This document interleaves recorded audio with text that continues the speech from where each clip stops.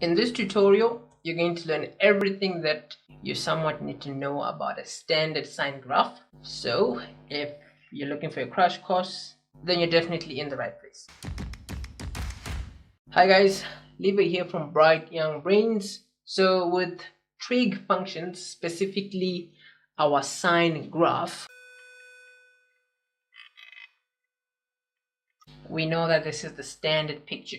Now, we say that this is a standard picture because clearly this is just a portion of a sine graph.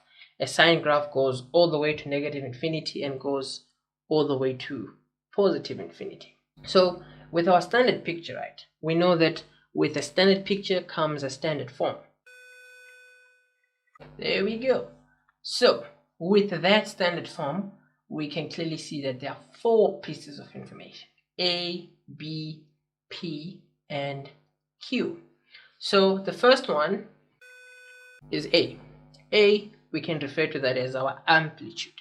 And our amplitude, we have a formula for that, which is the maximum or the highest y value that your graph goes to minus the lowest y value that your graph goes to divided by 2. That will be our amplitude. That's your value for A. And this is a formula that is somewhat fixed. As long as you know the highest value that your sine graph goes to and the lowest value that your sine graph goes to, if you throw those in there divided by 2, that will always give you your amplitude. B is what we refer to as frequency. Now, your frequency is linked to period, and we're definitely going to touch on both now in this formula that we're going to show now. Your frequency will always be 360 divided by your period. Now, frequency basically gives you an idea of how many complete graphs do you see in a space of 360. What I mean by that is, if we had 2 complete graphs in a space of 360, our frequency here would be at 2.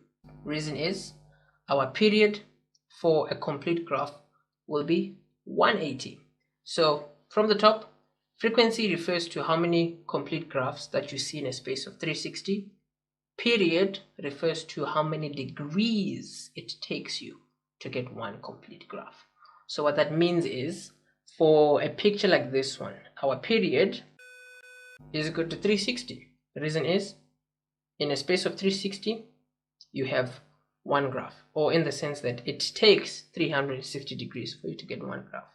The period here is 180.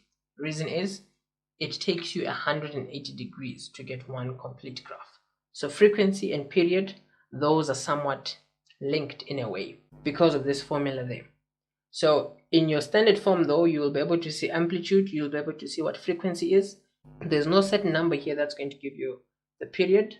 However, we know that in this formula you can always work out the period if that is asked. P and Q will always be referring to a shift from left to right or a shift from top to bottom. So our standard image or our standard graph, we know that it has not been moved up or down.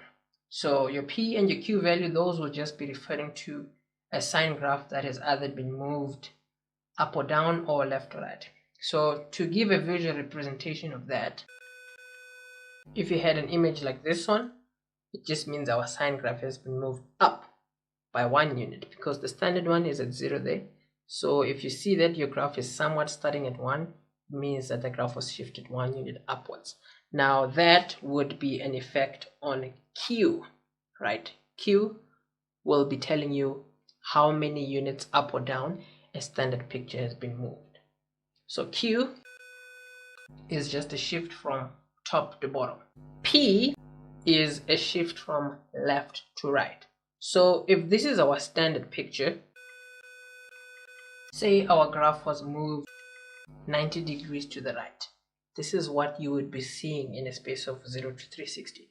So this is giving us a scenario where we can better explain that a sine graph, we know that it is basically a repetition of peaks and troughs. It just goes on and on and on and on and on and on in this order. So depending on what portion of the graph you're seeing, you will always be visualizing curves that look a bit different. So in our case here, right, we know that if this picture was moved 90 degrees to the right, you would be seeing something like this in a space of 0 to 360. Now your P here would be negative 90, because we said P is a shift from left to right, and we said here in our case P is going to be negative 90 for a picture like this one, because your graph was moved 90 degrees to the right. So if you move your graph to the right, your value for P will somewhat be a negative. If you move your graph to the left, your P value will be a positive. So that's what you want to keep in mind about A, B, P, and Q for a sine graph.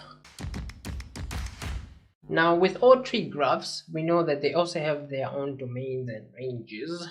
So the key thing is though, with most tree graphs, you will either be given a domain to work with, because for all of them, it's literally your domain will always be an element of R, except for cases where you have like asymptotes like 10.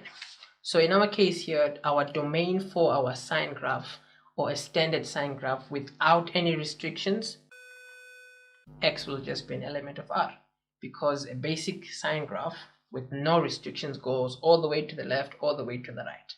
Your range will always be determined by your turning points, like where your graph has like a peak or where your graph has like a trough. So our range for a standard sine graph, y is going to be smaller or equal to positive 1, or y is going to be bigger or equal to negative 1. You see, your standard sine graph basically plays around with those 2 points, right? But for any sine graph, your range will always be y is smaller or equal to the highest y value that your graph goes to, and y will always be bigger or equal to the lowest y value that your graph goes to. So for an example like this one, we know that that's between positive 1 and negative 1. That's for your range. Regardless of what kind of a sine graph you're dealing with, the domain without any restrictions is just X's element